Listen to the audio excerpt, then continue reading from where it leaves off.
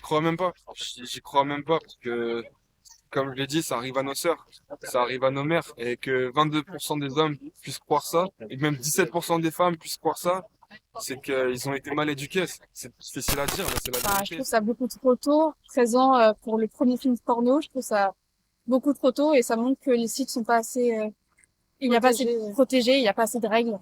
Salut, moi c'est Ossine de l'association ADN. Il y a quelques temps de ça, l'association Relais Social nous a contactés afin de réaliser un micro-trottoir avec un groupe de jeunes sur les relations sexuelles et la vie affective des jeunes. C'est pour cela qu'avec une équipe de jeunes reporters du Relais Social, de l'EIME de la Somme, mais aussi d'un groupe de jeunes d'ERN et de l'espace de vie sociale à tout lire en partenariat avec le contrat local de santé, la CGET, l'Agence régionale de santé, on a débarqué sur le site de l'université afin de pouvoir poser des questions et laisser les étudiants pouvoir répondre sur quelques statistiques chocs sur les relations que les jeunes ont avec leur sexualité.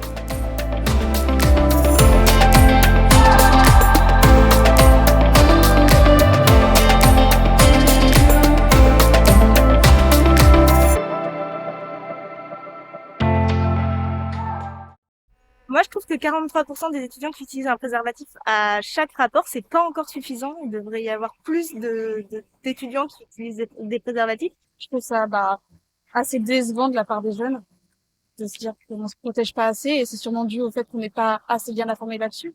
Après, effectivement, peut-être que ce sont des étudiants qui sont dans une relation et qui ont avec leur partenaire, enfin, ils sont avec longtemps avec leur partenaire et peut-être qu'il y a d'autres moyens de protection et qu'ils les utilisent et que voilà.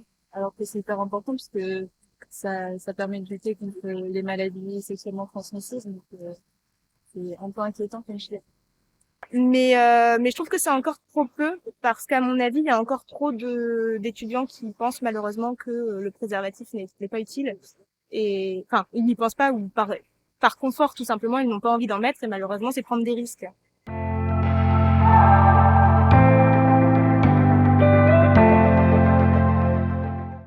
Bah, c'est horrible de voir que le nombre d'infections sexuellement transmises se multiplie par 3. Je dirais que il y a sûrement une baisse de l'utilisation de tout ce qui est contraception. Il faudrait juste prévenir les jeunes de faire attention et tout, parce que ça peut pourrir des vies, que ce soit le sida ou d'autres maladies à la con, ça peut pourrir des vies. Alors, faut sensibiliser les jeunes un maximum. Sensibiliser les jeunes un maximum, leur parler, que ce soit distribuer des capotes ou quoi, que ce soit faire des interventions dans les classes, ou même dans la fac ou quoi que ce soit, les lycées, c'est important. Même au collège, parce que ça, comme on l'a vu avec vos infos, ça commence de plus en plus tôt. Peut-être une hausse des coûts de santé qui pourrait montrer que les jeunes, justement, ils sont plus touchés par une précarité concernant les soins et qu'ils n'ont pas forcément accès aux différents moyens de contraception. Et ça, c'est forcément possible. Le nombre d'infections sexuellement transmissibles a augmenté en moins de 4 ans. Donc, cette augmentation, elle s'explique par le fait que le préservatif, il est trop souvent délaissé. Donc, les jeunes de 15 à 24 ans sont particulièrement touchés par cette recrudescence qui s'explique par un recours non systématique du préservatif. Donc, une maladie sexuellement transmissible s'attrape par rapport mal ou non protégé. Donc, c'est pour ça qu'il est important de se faire dépister, donc dans les centres de dépistage anonymes et gratuits.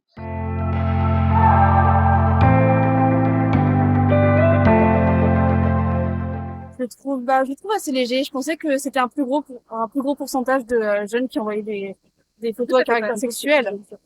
Personnellement, j'ai jamais reçu de news, mais justement, ça montre que les jeunes, quand même, à un certain âge, ils, ils sont soumis peut-être à une certaine découverte du corps.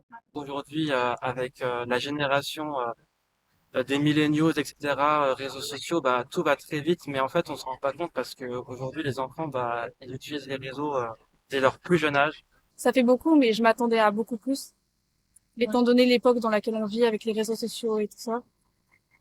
Mais que quelque part, en fait, ils tombent quand même dans quelque chose qui est très dangereux. Envoyer son corps à d'autres personnes, bah, c'est ça, en fait, qui fait un peu une banalisation sexuelle et un peu une perte de l'intimité. on peut parfois, sans même vraiment le vouloir, en arriver à poster des photos de soi, des vêtis, etc.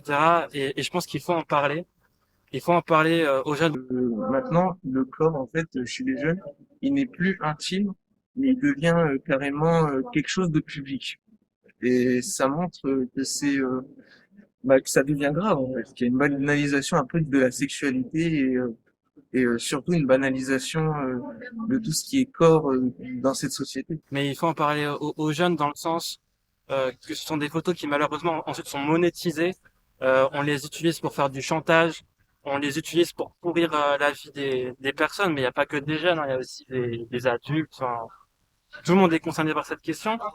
Et voilà, il faut dire qu'en fait, ce sont des photos qui ensuite, malheureusement, une fois qu'elles sont postées, bah, c'est très malheureux à dire, mais elles ne nous appartiennent plus, dans le sens où on va les utiliser pour faire du chantage, pour nous manipuler, pour nous forcer à faire des choses complètement indignes.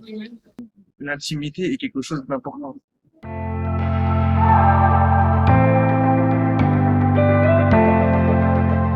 Jusqu'en 1992 et encore une fois, les mentalités mettent beaucoup de temps à évoluer. Je pense pas que ça devrait être considéré comme une maladie mentale en fait. En fait, ça montre tout simplement que pendant longtemps, il y a eu une fermeture des esprits chez les politiques et chez les personnes en France. Déjà récemment, il y a eu la fin et l'abolition des thérapies de conversion, ce qui montre un peu une avancée dans l'histoire concernant la considération des homosexuels en France. Donc c'est une avancée. Mais le fait que ça a été considéré pendant longtemps, ça montre qu'il y a une certaine fermeture d'esprit dans cette société et parmi la population française. Chacun a le droit d'aimer qui il veut, de la manière dont il a envie. Il y a pas, comment dire, il devrait pas y avoir de normes à ce sujet.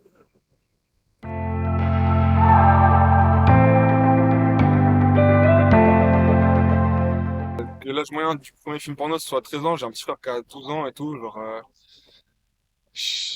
ça peut rendre des gens fous, ça peut rendre des gens malades, ça peut rendre des gens accros, ça peut donner une très mauvaise image que ce soit de la femme, ça peut donner une très mauvaise image de la vie sexuelle tout simplement. Avec l'arrivée des nouvelles technologies, enfin je dis nouvelles, mais maintenant elles sont plus si nouvelles que ça, mais avec l'accès à Internet de plus en plus jeune en plus, c'est pas si étonnant que ça que des adolescents aient accès à des films porno, à des sites porno en fait. Enfin, je trouve ça beaucoup trop tôt. 13 ans pour le premier film porno, je trouve ça beaucoup trop tôt et ça montre que les sites sont pas assez, il n'y a pas assez protégés, il n'y a pas assez de règles. Et là, je vois que c'est à 13 ans, mais j'ai fait un exposé il y a pas très longtemps sur ça, et il y a des enfants bien plus jeunes qui sont déjà exposés, par exemple à l'âge de 9 ans, ou même peut-être avant. Et ça peut être très marquant, et le problème, c'est que ils n'ont pas encore les mots pour mettre... enfin, ils n'ont pas de mots à mettre sur ces images, donc ça peut être des traumatismes par la suite. Surtout que enfin, le porno, c'est des choses qui est hyper, enfin, qui représentent pas la réalité, donc ça met des mauvaises images en tête aux jeunes. Ils s'imaginent que c'est comme ça, alors que non. Et malheureusement, je pense que c'est aux parents de contrôler un petit peu plus les activités de leurs enfants sur Internet, tout simplement. Parce que ce qu'ils peuvent voir dans des films porno peut être choquant pour certains d'entre eux. Et il faudrait faire vraiment plus d'attention. Et le moins de 18 ans, juste avant de rentrer sur un site, ça sert à que dalle. Il faudrait qu'il y ait des vraies lois, il faudrait que ça change vraiment. Et que ce soit vraiment utile pour protéger nos petits frères, nos petites sœurs. Ce serait vraiment cool.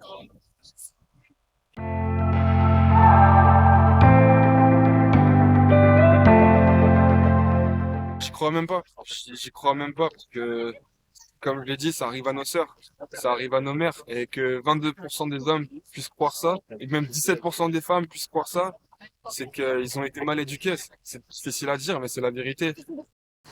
C'est choquant qu'il y ait des femmes qui puissent penser ça, alors que elles sont elles-mêmes des femmes, quoi. On leur a pas appris à respecter l'autre, on leur a pas appris le consentement, un truc tout simple, on leur a pas appris. Et que la France soit éduquée, c'est tout ce que je souhaite. Que les hommes, partout dans le monde, en fait, on soit éduqués. Il manque grave d'éducation en 2022 encore. Je pense que le pourcentage pour les hommes, je pense que il y en a beaucoup plus qui pensent ça. Il y en a beaucoup qui se cachent juste pour préserver une bonne image, mais la plupart des hommes, ils pensent vraiment que quand on dit non, c'est oui, ou c'est un peut-être, alors que quand c'est non, c'est non. On n'a pas envie, c'est tout. On n'a pas à donner d'explications ou à s'exprimer là-dessus, non, c'est bon.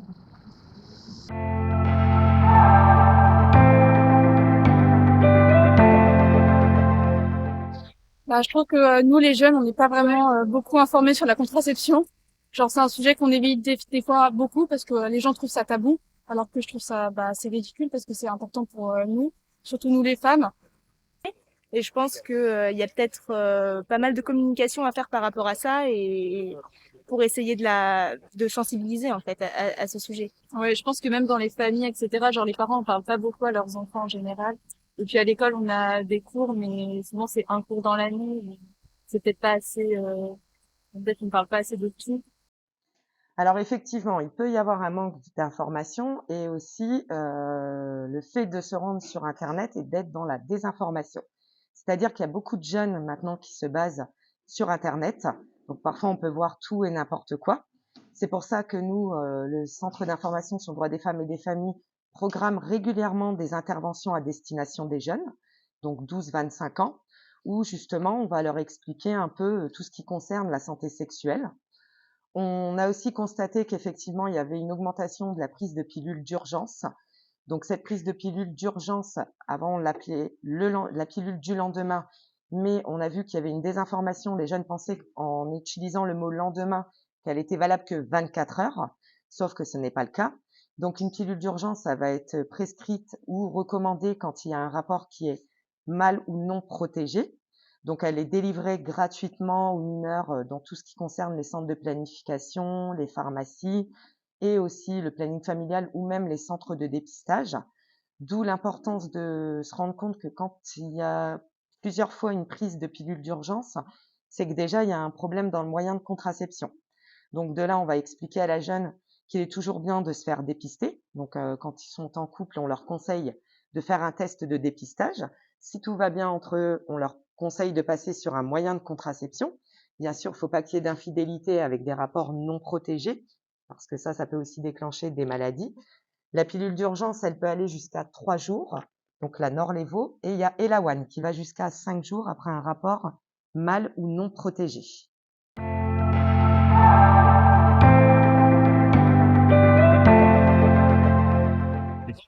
Bah, que 213 000 femmes aient été victimes de violences physiques ou sexuelles en France en 2020, je trouve ça choquant. C'est nos sœurs, c'est nos mères.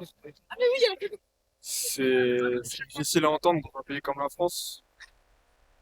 On leur souhaite que de pouvoir en parler et d'aider. Et c'est choquant de savoir que ces 213 000 femmes ont vécu ça et que peut-être encore en 2021 et 2022, elles ont vécu pire. Je trouve que c'est un chiffre énorme, mais c'est pas étonnant en même temps parce que je pense qu'on est aussi beaucoup plus nombreuses que ça. Et ouais, c'est un chiffre qui nous choque pas parce que on sait déjà qu'il y a énormément de femmes qui sont victimes de ça, mais c'est vrai qu'on n'en parle pas assez peut-être. Et c'est assez banalisé, surtout pour des hommes. Genre, les gens peuvent pas comprendre pourquoi on a peur le soir quand on rentre, pourquoi on marche vite dans la rue. Je pense qu'il n'y a pas assez de choses de faites pour sensibiliser à ça, justement. Je pense qu'on manque encore de sensibilisation par rapport à ce sujet. Et je trouve ça aberrant qu'il y ait encore autant de femmes qui soient en fait victimes de violences physiques ou sexuelles de nos jours. La plupart du temps, tout ce qui concerne la santé sexuelle, quand on est mineur ou même étudiant, il y a une prise en charge qui est anonyme et gratuite. On a bien conscience que même les étudiants n'ont pas forcément les moyens de régler une pilule d'urgence ou d'aller voir le médecin pour en parler parce que c'est le médecin de famille. Donc, on peut les orienter dans tout ce qui concerne les centres de planification, le planning familial, dans les associations aussi, les centres de santé, les centres de dépistage. Et il y a vraiment une prise en charge qui est anonyme et gratuite pour les jeunes. Donc, c'est pour ça qu'il est vraiment très important de se protéger quand il n'y a pas eu de test de dépistage de fait. C'est pour ça que nous aussi, on a mis en place donc une application mobile qui s'appelle Bien dans ma sexualité, donc qui se présente comme ça. Elle a été travaillée par des jeunes et pour les jeunes de 12 à 25 ans. Donc, elle permet d'avoir la possibilité d'appeler la plateforme directement. Donc, la plateforme, c'est le numéro vert national du planning familial qui est le 0800 08 11 11 et qui permet à tous de tomber en tapant le département, de tomber sur une écoutante qui va vous écouter, vous conseiller et vous orienter s'il y a besoin.